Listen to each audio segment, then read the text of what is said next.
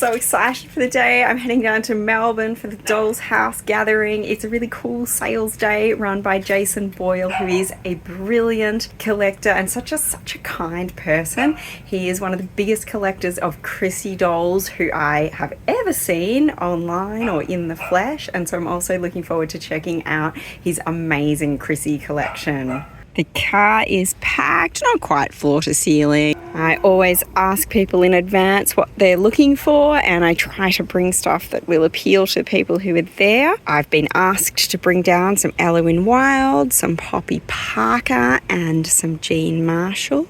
I first met Jason in 2023 at the Malvern Doll Fair, although I had known him for quite a bit longer than that through Facebook and online groups. He's been running the Doll's House for over a year with online and in-person meetups. The in-person events are generally sales days, like the one I'm at today, and here you can see my fantastic table. I've got a few Tonner, some Jean and Elwyn Wild. I also have some Takara and some pull-up. I'm especially excited by the Alice in Wonderland pull-up. Vintage dolls and Crissy with an absolutely gorgeous AA velvet, and I've also got a big box full of Barbies. A big part of today is meeting Jason and seeing his collection. So let's go. You know, it really is a great opportunity to actually buy dolls and, you know, see them. And if anybody was having a look in the doll room and wanted to get anything out and touch it, just ask and I'll, you know, open anything up and you can have a look. Because I think it's really important to have the opportunity to see those things. And like, I've got real Blythe in there. Some people have never seen a real Blythe. So it's nice to have that opportunity to do that. And my collection is very much a living collection, and I want people to be able to touch it and feel it and see it and really enjoy the whole collection. I've got dolls there that were my very first dolls that we got at the Ladies Auxiliary. I've got my Shirley Temple doll, and I think everyone knows the story how I got that. When I was 2, I'd run inside and we were having a little barbecue, and I had a pink plastic bunny plate, and Mum had waxed the lino, and I went flying across the lino, and we had a vertical grill, and I smashed my face into the vertical grill and knocked my teeth out, but I damaged all the roots and everything, and so I had to go to the dental hospital for surgery. And I refused to go unless I got a Shirley Temple doll, and she's still in there. And I got a Barbie as well, which was a Steffi Face 8480, or 8487 or whatever she is, as well. So, you know, there's a lot of history in there, and I think that's something which we all really love.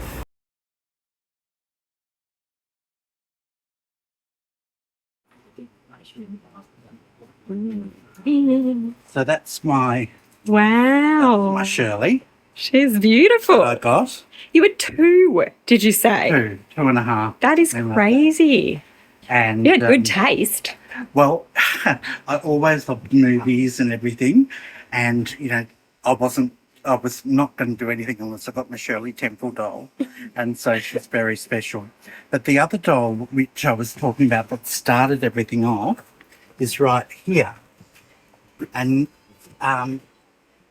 this was my first doll for collecting, and she was from our church, the Ladies Auxiliary stall, and a lady named Joan Dynan knitted this, and and she was our first one, and she went in the cabinet, and so sweet. She was really special, and it was one of the very few nice things that my mum did, actually giving it to me back, because, you know, she actually means a lot to me. So it's just one of those things. You're not incredibly valuable or that doll, but sentimentally she's priceless. And what's the maker and name of that doll? Regal. It's either Regal or Reliable. Pretty sure it's Regal, made in Canada. But, beautiful. Yeah, she's just a little one.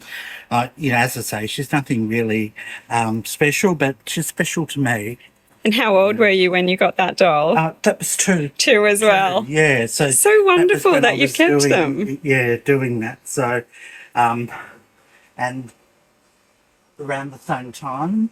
This is Netta, one of the Netta dolls, made in Australia, and she was always sort of kept in the cabinet, and so my mum let me have her back. Oh. It was amazing.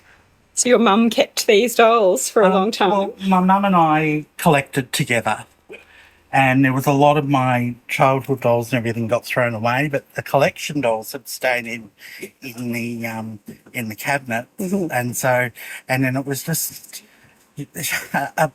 very randomly, she just happened to give them back. That's fantastic. Did you always collect dolls, or was there a break in the middle? Like you were 2 and now you're obviously an adult. Was there a break, or has it been consistent? So when I was about 12, my parents threw the majority of my dolls away. They said boys shouldn't have dolls, this whole thing. And I still love them and everything, and I had a few bits and pieces that I kept with me. And then about 30 years ago, when I was in a relationship and everything, I just started collecting again. And then it all sort of happened. And then things that, I'd always wanted, that I'd seen in the books that I'd read about. I always wanted a porcelain doll, and now I've got a cabinet full of them. So these are the antique ones here. Thomasina down here, this one, was actually given to me by a young man that I used to care for when I was a carer, and it was his grandmother's doll. And his grandmother and everyone wanted me to have it because I looked after their grandson so well, and it was just really special. So she always reminds me of him, and it's a very lovely thing to have. And then this doll up here, I've always wanted a beautiful French doll. And I managed to find her one day, and she actually blows kisses. Oh my goodness. So, it's just... What era is she from? She's about 1880, 1890. Yeah, fantastic. Yeah. And so you find most of these dolls are sort of from there to about 1925. Yeah. That's when the French dolls were in their high time, isn't it? We mainly, a lot of the dolls that were around were the German ones, and even a lot of the French makers used German heads. Can you tell me, because you've got so many Crissy dolls and grow hair dolls generally, what inspired you to collect the grow hair dolls? Well, as I say, I had them when I was young, and I loved them. And I've always been mad about the movies, and I was mad about hair. I'm watching all the different hairstyles, and the the people who actually did it, did all the hair in the movies.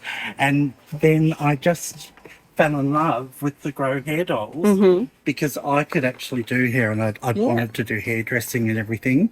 And they just inspired me. So, and I suppose one which is special to me, because I remember her so well, getting her new, was twirly beads. Beautiful.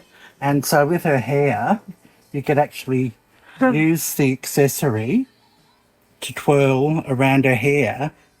Yeah, I've not seen the original piece. They obviously get lost very frequently. Never turns up. It's almost impossible. They're usually always broken.